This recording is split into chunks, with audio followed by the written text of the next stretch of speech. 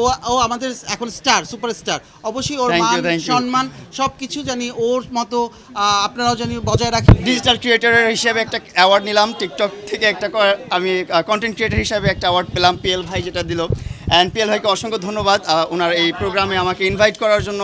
আর এই প্রোগ্রামে আসতে পেরে আমিও খুব খুশি হলাম, এবং আপনাদেরকে এত মানুষ একসাথে দেখে আমি আসলে কী বলবো আমি বুঝতে পারতেছি না। আর আপনারা এত হাউকাউ করতেছেন মৌমাছির মতন চাও চাও, আমি তো আরও বেশি কনফিউজড, আমি আরও বেশি নার্ভাস হয়ে গেছি আপনাদের এত ক্যামেরা দেখে আর এত সাউন্ড দেখে।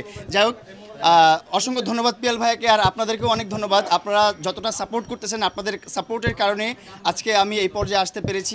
ইনশাল্লাহ আগামীতে আরও ভালো ভালো জায়গায় যাব, ভালো ভালো প্রোগ্রামে যাব, ভালো ভালো অ্যাওয়ার্ড শোগুলোতে যাব ইনশাল্লাহ। আর তখন আরও অনেক সুন্দর করে আমাদেরকে দেখবেন, আমাকে দেখবেন, আমার কন্টেন্টগুলো দেখবেন।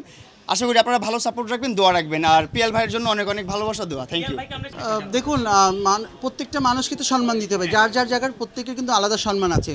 যেমন আজকে মামুন এসছে, যেমন মামুনের সাথে আমাদের আগে কখনো কাজ হয়নি, এবার প্রথম হলো। মামুন অবশ্যই একটা সম্মানের জায়গা বিলংস করে, নাহলে আপনারা এতগুলো মানুষ মামুনের ঘাড়ের উপরে উঠে পড়তেন না। নিশ্চয়ই একটা অবস্থান আছে বলেই কিন্তু আজকে আপনারা সবাই মামুনের জন্য পাগল হয়ে গেছেন।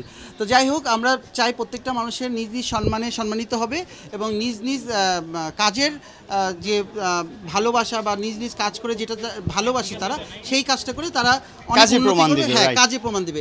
আপনারা বিভিন্ন রকম কাজের বাইরে যে ধরনের কথাবার্তাগুলো বা যে ধরনের কাজকর্ম, ওগুলো তাদের সবার পার্সোনাল ব্যাপার থাকে, ওগুলো নিয়ে কথা না বলে আমরা যেসব কাজগুলো করছি, মামুন যে কাজগুলো করছে সেগুলোকে ফোকাস করে এখন মামুনকে আগিয়ে নেওয়া, মানে যতটুকু সম্ভব ও আমাদের এখন স্টার, সুপারস্টার।